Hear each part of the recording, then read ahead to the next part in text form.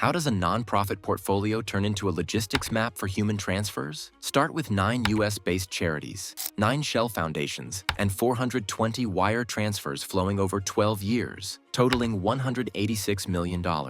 Then add a consulate office where agents say they found CJNG-marked bundles and a cash-filled suitcase. The discovery didn't end in Minneapolis. It triggered a maritime interception linked to a corporate network and a cargo manifest that didn't match the story. By the end of this video, you'll see how charity became a shield and why investigators say the ship's cargo was never meant to see daylight. Before we move on, please take a moment to subscribe to the channel and like the video. The hinge on the inner door snapped, the ram dropped, and the quiet office stopped being an office. Agents flowed past the lobby brochures and down a short hall into a private suite tied to diplomatic outreach and charity programs. The conference table had intake forms and event flyers, the kind you stack before a community grant meeting. But the eye went to the back wall. A low cabinet sat 4 inches off-center from where its rug shadow said it should live. The first Pride panel answered why the room didn't match the job description. They cleared it methodically. 2 agents held security, 2 started inventory. 24 black bundles were lined like carry-on luggage, each wrapped with the same tape color and the same stamped mark used in previous cartel seizures. A false panel clicked out over the desk credenza and revealed a compact handgun, oiled and ready with a loaded magazine. A silver suitcase on the bottom shelf looked like a prop. It wasn't. Inside, cash bands, mixed currencies, high-value notes on top, lower denominations underneath. In a consular setting, every one of those items triggers different rules and headaches. Firearms in offices linked to foreign missions sit under strict limits. Even private security can't stash a loaded weapon in a hidden compartment without clearance and documentation. That pushes the search from administrative to criminal in an instant. The bundles fall under controlled substance seizure protocols, field test, photograph seals, mark lot numbers, and lock them in evidence cases with signatures that line up from room to lab to courtroom. The cash becomes its own chain of custody trail. Serial recording, source questioning, immediate audit flags if the amounts don't align with declared program cash flows. Nothing gets tossed in a bag. Every step writes a paper spine the defense has to break to challenge it. While the tactical team held the space, the forensic accountants started pulling threads. 12 years of inflows and outflows. $186 million moving through accounts that listed health clinics, youth programs, and cultural exchanges. 37 shell organizations with near-identical articles of incorporation, different officers with the same contact numbers, and registered agents recycled across states. 420 wires that cycled through the same 3 correspondent banks before landing in ports that didn't match the stated purpose. Accountants flag simple things first. Program budgets with line items for logistics support that draw heavy in quarters where no events occurred. Vendor invoices timed to weekends and holidays. Grants announced publicly but not reported in the annual IRS filings. Each mismatch is a breadcrumb. Nonprofit language helps. Vendor descriptions read like routine supply runs, outreach kits, relief packs, cultural materials. Memos carry the right tone. Humanitarian goals, community engagement, cross-border cultural ties. Titles soften scrutiny too. Deputy Liaison, Regional Coordinator, Cultural Envoy.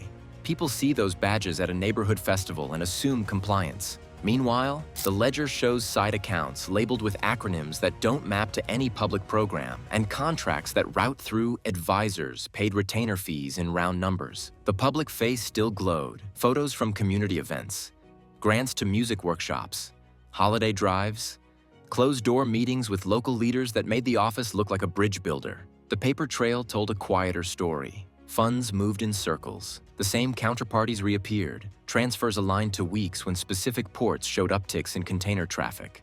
Routing shifted when certain shipping lanes tightened inspections, then shifted back when they eased. Investigators stopped seeing a rogue staffer and started sketching a logistics plan.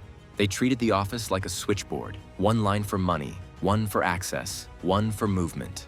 The local search turned into a network case. A departure alert pinged on a vessel tied to the same corporate web.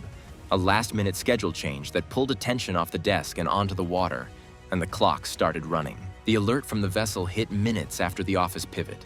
A diplomatic-linked ship filed a manifest that looked clean on its face. Standard commodities, coded containers, a tidy weight tally, but a single line item fell outside its historical pattern.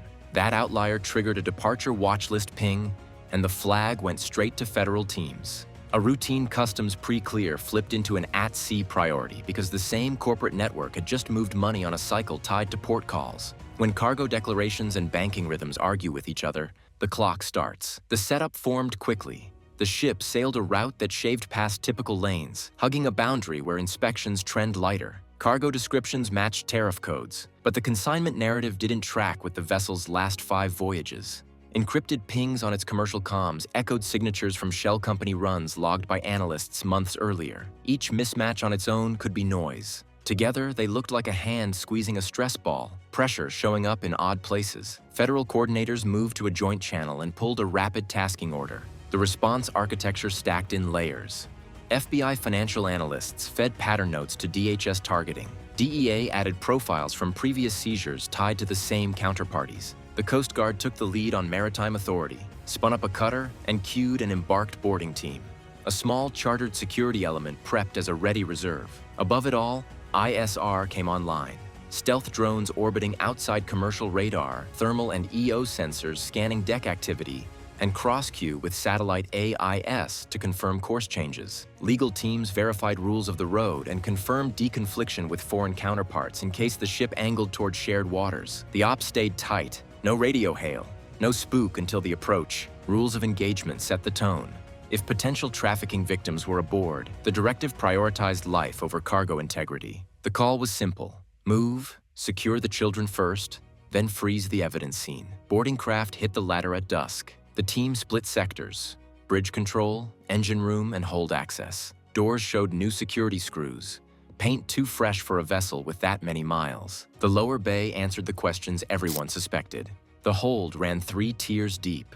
Against the bulkheads, child-sized compartments formed a grid. Fresh latches, keyed alike, with scuff marks only at ankle height. Mesh-backed vents fed a shared duct, and a sensor wire ran to a hub hidden behind a tool locker. A waterproof tablet lay in a clipped cradle, screen locked on a dashboard. Unit counts, route windows, buyer ETAs, and a delay column with auto penalties. In a locker nearby, sealed medical kits and noise-dampening headgear sat in labeled bins. The air held the bite of new insulation, not cargo, containment. Finance met hardware in a way accountants can swear to in court. Crypto transfers pegged to port calls. Amounts stepping up in fixed tranches when the ship crossed certain longitudes. GPS logs from a handheld nav unit showed prior anchor points across 5 countries that matched missing time on the official track. Tucked in the captain's desk, a ring binder carried printouts, names, ages, case numbers, photographs, and regional notations consistent with missing child reports. Tabs matched the compartment layout.